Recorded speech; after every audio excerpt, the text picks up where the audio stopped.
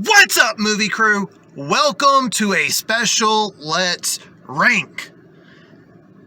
This special one is where I'm going to tell you my top 5 theatrical releases of 2023 so far. But before I get started, if you're new to this channel, my name is Luke, this is Let's Watch a Movie, and if you're in anything cinema and physical media related, you've come to the right place, so hit that subscribe button.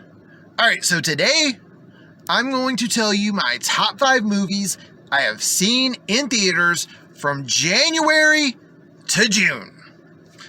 But before I get started with that, I do want to give one honorable mention, so let's get to it. Alright, my honorable mention for 2023 is A24 and Darren Aronofsky's The Whale. Now, I just want to clarify, this movie's great. I highly recommend it. It is definitely a gut punch of a movie, but the reason that it is my honorable mention is because I saw it in theaters when the theaters in my area put a bunch of movies back in for award season. When it first came out in 2022, it did not play at my local theater. So technically, this is a 2022 release, not a 2023 release, which is why it's an honorable mention. However, all that being said, Brendan Fraser won the Oscar for this movie, and to say it was earned is an understatement.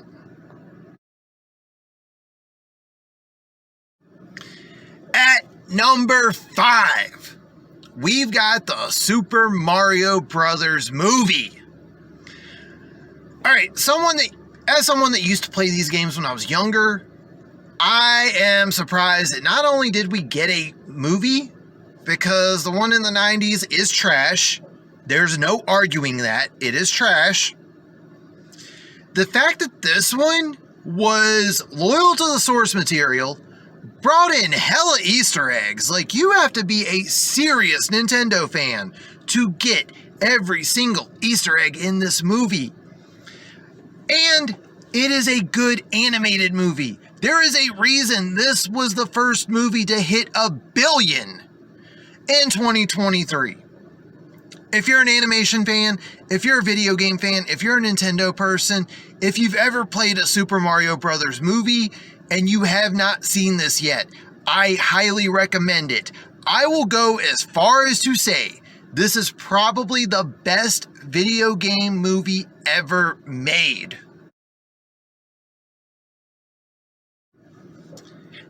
At number 4, we've got Scream 6. Alright, when 5 came out, I was a little cautious on it because on one end, it had actors and actresses that I'm familiar with, but at the same time, this was the first one not made by Wes Craven, and Scream 4 wasn't good, in my opinion. And Scream 5 delivered. So I was looking forward to Scream 6, but just like Scream 5, I had to be a little cautious. This movie came out 13 months after the first one. That is a very short gap these days. Usually you get a 2 to 3 year wait with movies. This one came out 13 months later. And number 2, Neve Campbell had behind the scenes issues that resulted in her not being in the movie. So to go in and see that this movie not only delivered, definitely had lots of throwbacks to the previous movies, talked about some of the fan theories that some of us have made over the years, and for the first time in a while, we have a ghost face that is menacing and knows what he's doing, but at the same time, it's still someone that's human, so you can still mess with him. Gotta say, did a solid job. Very happy with everything we got on this one. And it even had some throwbacks to the last movie, which was really cool. So I got to put that one in the top 5. Scream 6 delivered, and I am definitely picking up that Steelbook when it comes out. At number 3, we've got Beau is Afraid. Alright, for those that don't know, Midsommar is one of my favorite A24 movies. Not only that, but if you're someone that's been watching the channel, you know that one of the things I complain about is when a movie overstays its welcome. So Ari Aster's already proven he can do his thing with lengthier movies. The director's cut of Midsommar is the superior version, and there's no contest on that. So to find out that he had to reluctantly cut a 4-hour movie, we ended up with something that was very close to 3 hours.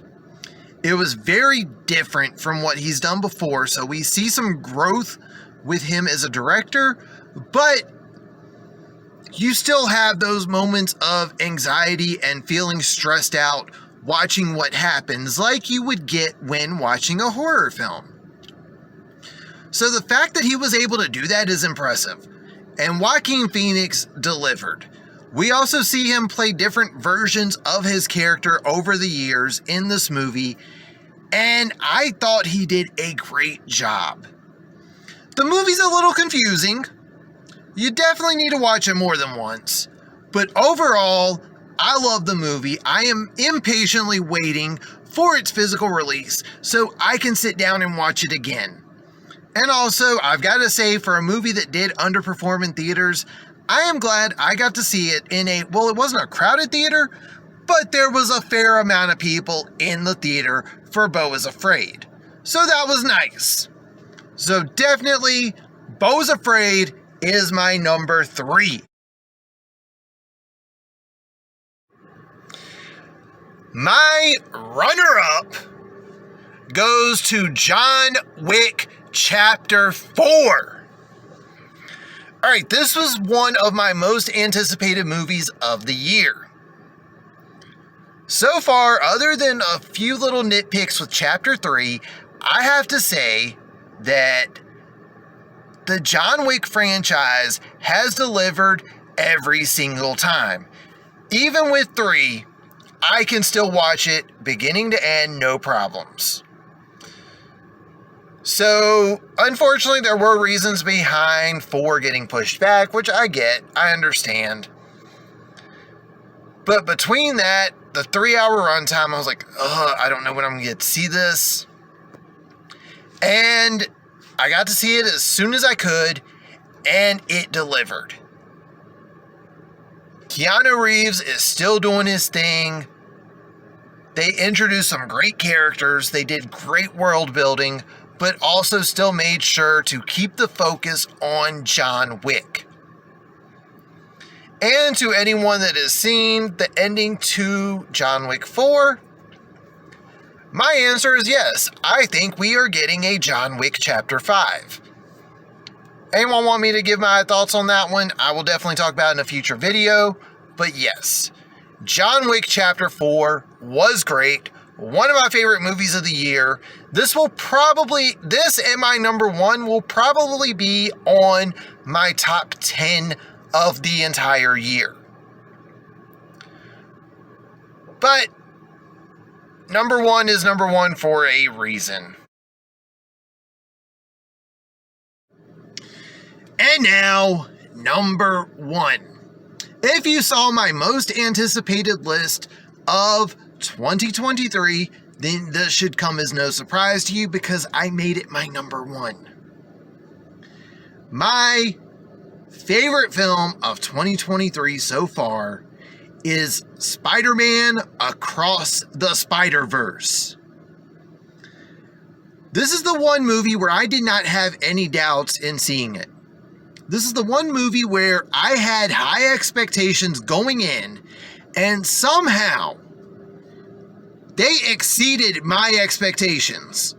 I knew going in I was going to love this movie, and I went out thinking that I did not give this enough hype when I first went in. It did great world building. It had great Easter eggs. It did a good job of continuing Miles' story, but still giving you new characters throughout the entire movie. And the fact that we are getting the third part of this next year, I'm excited. Like, as of right now, I have no issue saying that currently my most anticipated film of 2024 is Beyond the Spider-Verse, because that's how good Across the Spider-Verse was. This movie delivered. It had great Easter eggs for the comic book fans. It was great animation. It blended animation styles, which is something that's very difficult to do, and they did it effortlessly. And it has an ending that will upset you to some extent, but you also have to remember that this was originally called Across the Spider-Verse Part 1. And it just had everything. Not only that, but I've also got to say that this was probably my favorite theatrical experience of the year so far. I was in there with a bunch of people that were just like myself, that were animation fans, comic book fans. You had various different nerd groups in there together. Like, there's a scene in the movie when Gwen reunites with Miles and sees an action figure. And it's like, why is it still in the box? And opens it like it's no big deal. And you just hear the entire audience gasp when she did that. So, kudos to the crowd that I saw this movie with, because it made the movie that much better. If you have not seen Across the Spider-Verse, you really need to. It is hands down the best comic book movie of the year. I don't think any of the upcoming Marvel and DC comic book movies are going to top it. And right now, I'm still fairly confident in saying that I think this will still be my number one movie of 2023 when I do the year-end lists. And that is my top 5 movies of the year. I don't know if the next part of this list will go up tomorrow or not. If not, it will go up the next day, which will be my most anticipated films for the rest of the year. And as always, if you are new to this channel, hit that subscribe button. You like what you see? Leave a thumbs up. Comment down below. What movies did you enjoy in theaters this year? But that's going to do it for this one. Thank you all for watching, and tune in next time.